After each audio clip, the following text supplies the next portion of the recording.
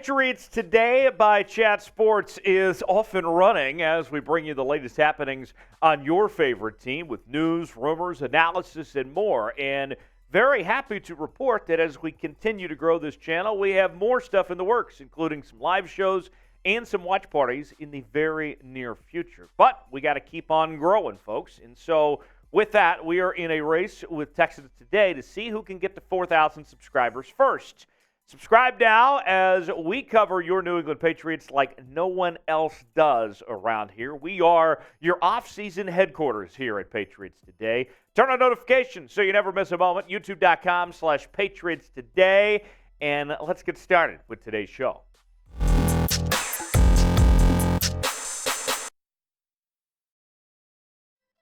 In life, you can be one of two things. You are either a winner or a loser. And on this edition of Patriots Today, we will lay out who the winners and losers are from Patriots Minicamp. According to MassLive.com, what they had to say, we'll show you their analysis and also react to it coming up in just a matter of moments. Minicamp is mandatory, and so everyone is expected to be there. And so with that, we'll tell you some of the highlights and the not so much highlights, the lowlights of sorts from minicamp. Let's start with Mac Jones at the quarterback position. It feels like this offseason has been much about Mac Jones with how he fell out of grace with Bill Belichick there towards the end of 2022 and trying to bounce back and also hold on to his job. And we've been told that it was a quarterback competition going into 2022 between him and Bailey Zappi. We heard the rumblings about Belichick and company looking at other quarterback options. But so far to this point, everything says that Mac Jones is QB1, that he is that guy. Mark Daniels had this to say about Mac Jones' performance. What quarterback competition? Mac Jones looks like the Patriots starting quarterback. And after watching practice, it doesn't appear to be close. Jones took most reps with the projected starters all spring, other than one period we saw on Tuesday.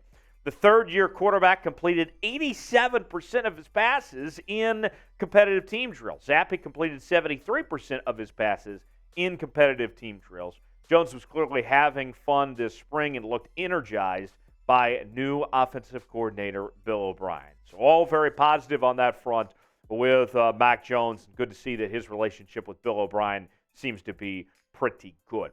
Another winner from minicamp for New England is corner Jack Jones. And we've seen that there's a lot of excitement with this position this year with Jonathan Jones, of course, there, Christian Gonzalez, the Patriots' first-round pick. But what about Jack Jones? Well, here's more from Mark Daniels as well. The talent is easy to see with Jack Jones. He has the ability to be an elite cover cornerback in the NFL. He made a really nice interception on a Mac Jones deep ball to Hunter Henry on Tuesday. He also had two pass breakups in practice that we saw.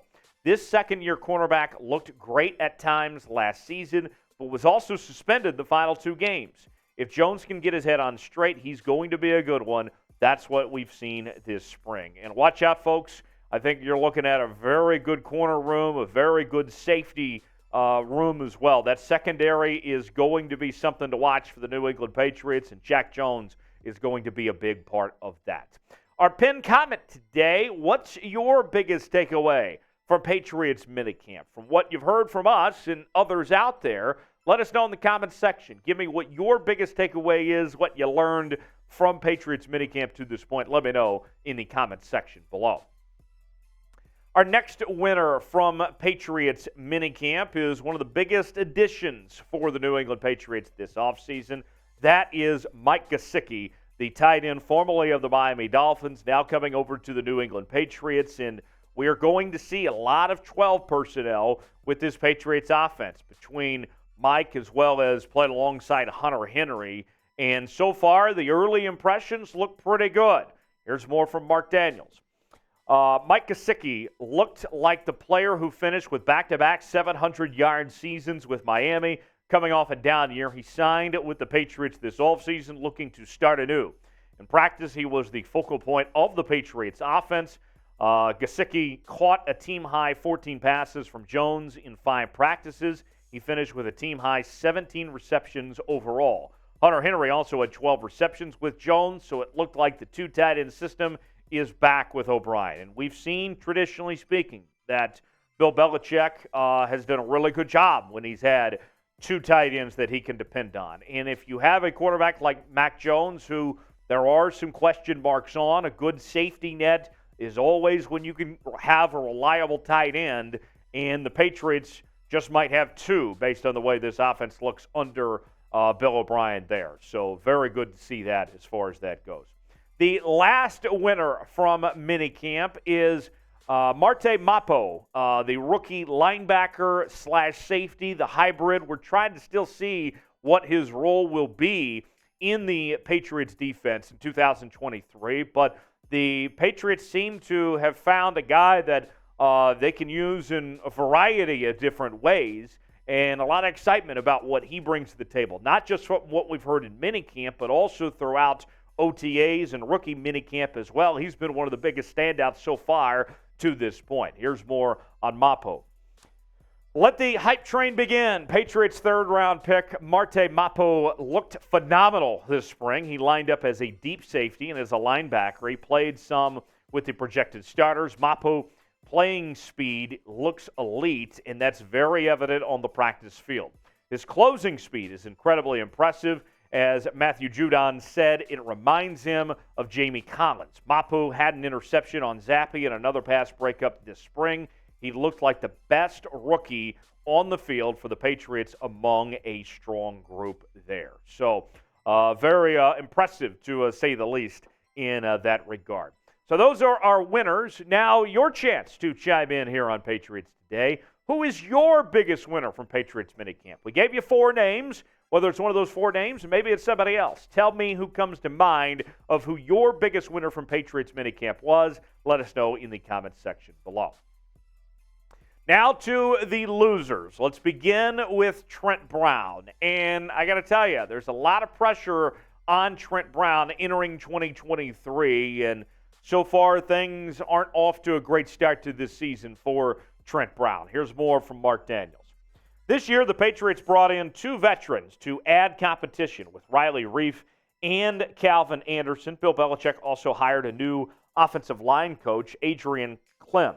That's why it was disappointing not to see Brown at OTAs. To make it worse, he missed the first day of minicamp due to his flight getting canceled because of a hailstorm. On Tuesday, Brown was limited and didn't participate in a single team drill. Brown is incredibly talented, and the Patriots need to get him back on track and on the field.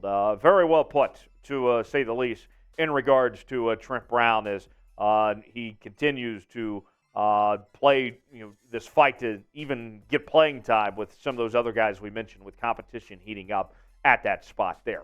Next up is JuJu Smith-Schuster, and we know that he's coming off the injury, right? But when he wasn't at OTAs, and granted, obviously there's only so much you can do, that was kind of a red flag, right? Because with JuJu, and among others here, you need to be around to at least pick up this playbook and learn this new offense to make things easier on Mac Jones and everybody else. And so far, not only was JuJu not around for that and not picking up the playbook, not learning this offense, we've heard now at minicamp that things weren't going so well when it comes to learning this offense in New England. Listen to this. Smith-Schuster said the Patriots playbook was so different for him to learn that he needed flashcards this offseason. The Patriots made him their highest paid receiver this offseason, but we never saw how he looked on the field because Smith-Schuster is reportedly nursing a knee injury, which he suffered at the end of last season. Considering how different this offense is for him, it's a shame he didn't get a single rep with Jones or the team's offense this spring. Smith-Schuster will head to training camp behind due to injury, which isn't something he can control. That's the thing. Look, none of us are criticizing him due to injury. That's out of his control, and hopefully he gets better and we see him out on the football field. But, struggling to pick up the offense and flashcards and all that, it doesn't take a genius just to sit here and say, you know what, JuJu, maybe you should have been at OTAs. and been learning this offense when you had the opportunity to do so. So just saying there, JuJu, you're not helping your quarterback by not being around and being available as far as that goes. Another offensive tackle on our losers list, that is Riley Reiff. And let's tell you more about why he ended up on this list from Mark Daniels here. When the Patriots signed Reiff to a one-year contract worth up to $9 million with $5 million guaranteed, it was a sign the team views him as a starting tackle. However, in minicamp, that didn't look the case.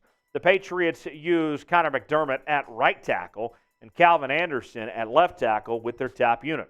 Reiff was used as a backup left tackle alongside rookie Sidy Sow, who was the backup right tackle. That's not a great sign considering the contract they signed Reiff to, as he was backing up two players who were signed to less money this offseason. And so with that, you wonder, was that not money well spent there with Riley Reiff? Certainly expect more out of him. We'll see what comes of him over the next few weeks here as we get towards training camp.